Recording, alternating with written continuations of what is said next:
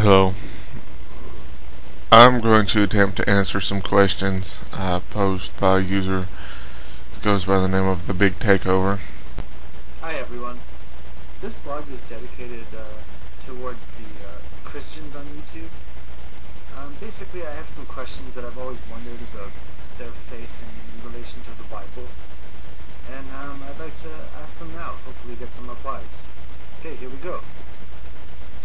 First of all, there are several different translations of the Bible, and there are differences between the Catholic Bible and the Protestant Bible.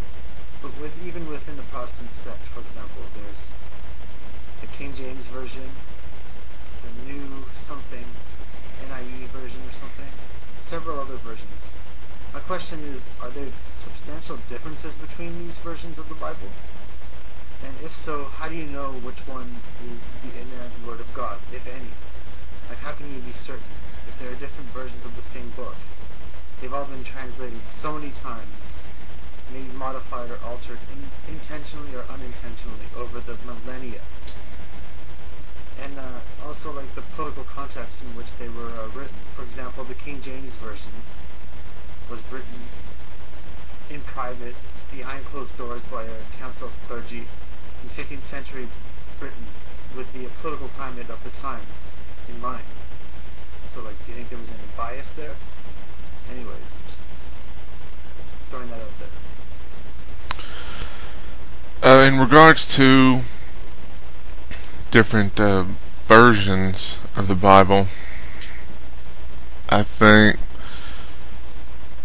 we should examine as many different versions as we can,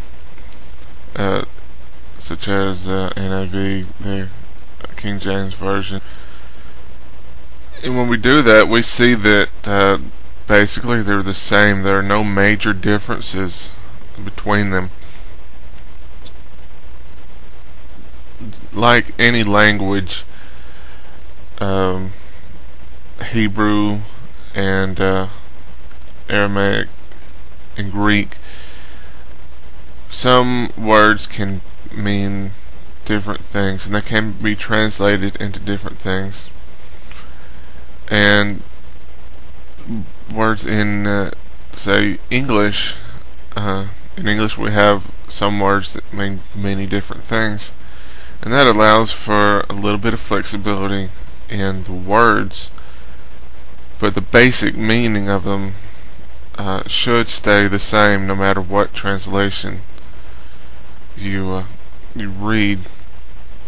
There will be some differences. For example, the King James Version mentions dragons, while other versions, such as the NIV, I think they call it jack.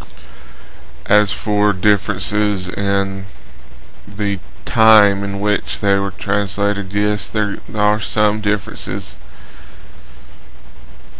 But again, if you compare the different versions and look at the Bible in context, you can pretty much tell that they're the same.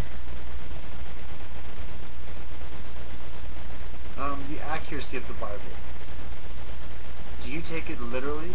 For example, the flood, the creation story 6,000 years ago, 7 days, God created everything in a certain order, no evolution, no possibility of evolution. The ascension of the Virgin, for example, Jesus' miracles, all these events in the Bible, do you take them literally? And it's good if you do, I don't mind, I'm just wondering.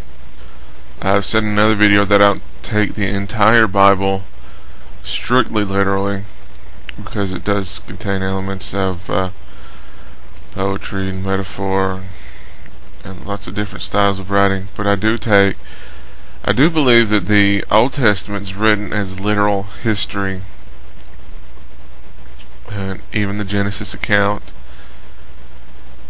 And when it says that God created the world in 6 days and rested on the 7th, and that means created in 6 literal days of approximately 24-hour lengths, rested on the 7th.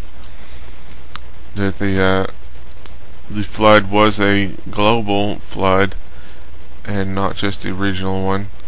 I'd like to hear what you have to say. Is there any possibility of factual or historical evidence?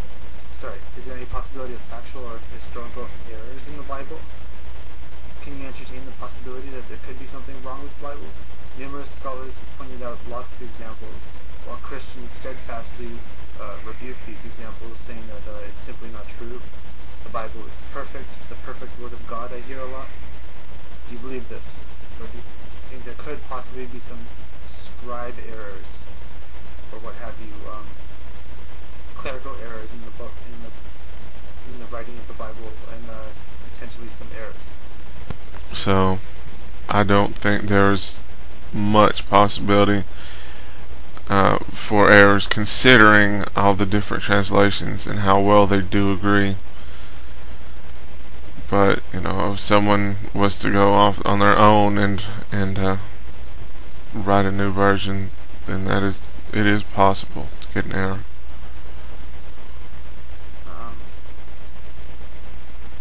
And as a source of morality, is the Bible just a compilation of existing moral teachings? And if not, what new ideas of morality did it introduce? Do you take the Bible as a source of morality, or is it just a depiction of morality, like a compilation of decent morality? I'm curious to hear what you have to say on that. As a source of morality, I believe that God is the source of morality, and the Bible is the way that He has related that morality to us.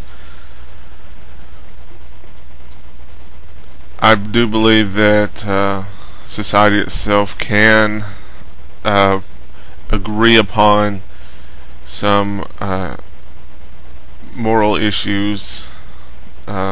It is more beneficial for society that people don't go around killing each other. However, I believe God has laid down the rules for the ultimate moral teaching. I'm curious to hear what you have to say on that. And finally, in its entirety, do you value the Old Testament equally to the New? I've heard lots of talk of the New Testament replacing the Old Testament, which to me doesn't make much sense at all. If the entire book is the perfect Word of God, how can one part replace the other part? Doesn't that make one part more important than the other part? Anyways, thanks a lot for getting through this video. I'm looking forward to hearing video responses or text responses. Cheers. Take care of yourself. I value both testaments equally myself. I believe that the Old Testament is, like I said, history. It explains many of our Christian doctrines and gives the basis for them. Without this history, many Christian doctrines have no basis. For example, original sin, marriage, tells us why we are sinners. Many times in the New Testament you'll see references to the Old Testament, so they are linked, and they should not be separated. I believe they are of equal value. I hope I answered your questions. I'm going to have to edit this for a little time, but I do hope I answered your questions.